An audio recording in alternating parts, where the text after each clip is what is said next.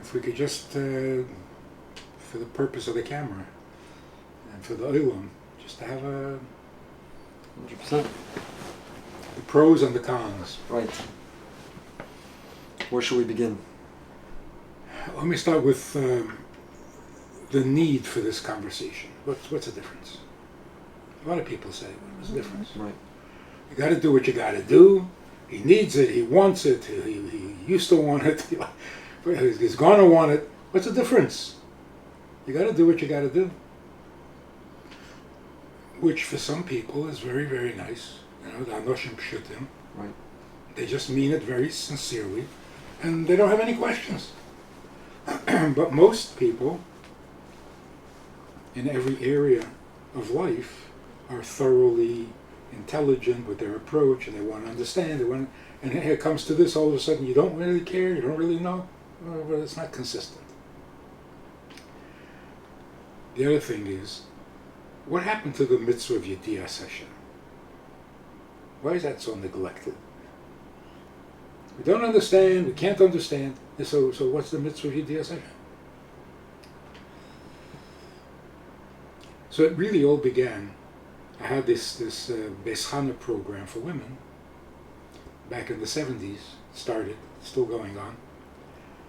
And I was sitting down there with some very sophisticated college students. In those days when college was really... Had an education. Yeah. And no matter what I said about Yiddishkeit, the question was, why would I need that? What do I need that? Right. Okay, fine, good, fine. God created the world. What do I need that for? And I realized that we're missing the entire punchline of Yiddishkeit. What do I need it for?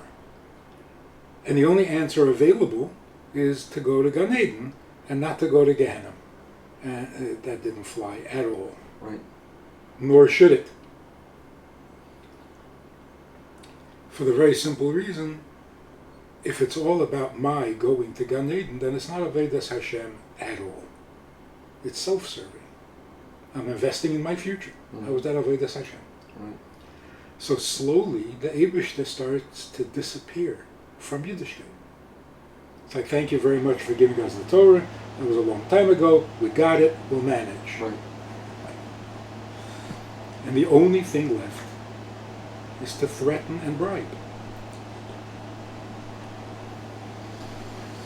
Now, if you look in the Rambam, in Hilchas Tshuva, he says very clearly, La halacha, if you do the mitzvahs in order to get the rewards, or you avoid the aveda in order to avoid the punishment, this is only a ktanim and amiratzim. This is not the way to serve Hashem. Should be shalom and aslakava pras. The Mishnah. And even the children, amiratzim, it's only as a starter, Right. but when they get a little more intelligent, you have to put them on the right path. Who are the amiratzim? Somebody who didn't learn Gemara and Shas? No. In the olden days, the Amoritz was somebody who could not learn and was Pashut Potter.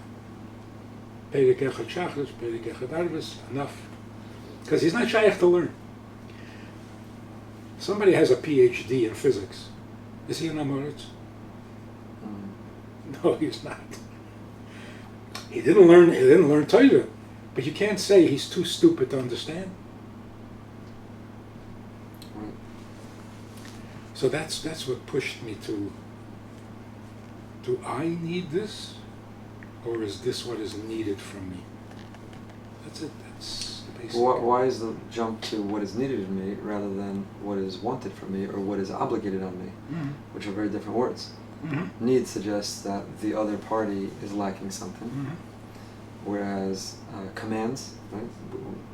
A mitzvah, it's avos, is to create a bond, a connection. All so our orientation is tareg mitzvahs, not tareg needs, tareg mitzvahs. Tzivui is different than a need.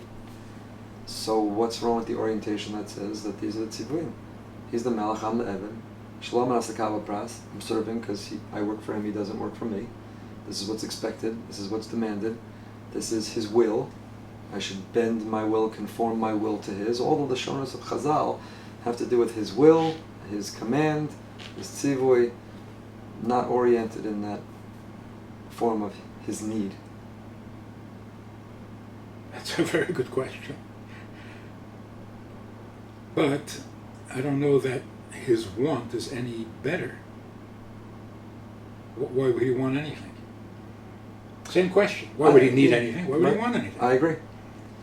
So, both represent, the Rebbeinu Shalom is omnipotent, He's infinite, He's perfect, He's the source of all existence, and we anthropomorphize Him to relate, but all of these emotions, whether it's need or whether it's want, equally are ascribing to Him something, what I always understood, that is not inherently true about Him, but that we use to represent something we can relate to so that we can come as close to understanding as we can. But we should never fool ourselves to think that we understand the essence. That's not understandable to us, because if you could understand Hashem, you'd be Him. We are different categorically and by definition. So we use terms that can enable us to connect in as meaningful a way as possible, always with the caution and warning that we are only using the term. Or put differently, HaKadosh Baruch Hu says, the closest you can come to understanding where it's coming from is, I'm happy to say I want. I'm happy to say I need. But I'm choosing to use those words not because I inherently have that, because that would suggest something about me that makes me finite or compromises my omnipotence. So we're using the word, and HaKadosh Baruch Hu chooses to want us. He chooses to need us.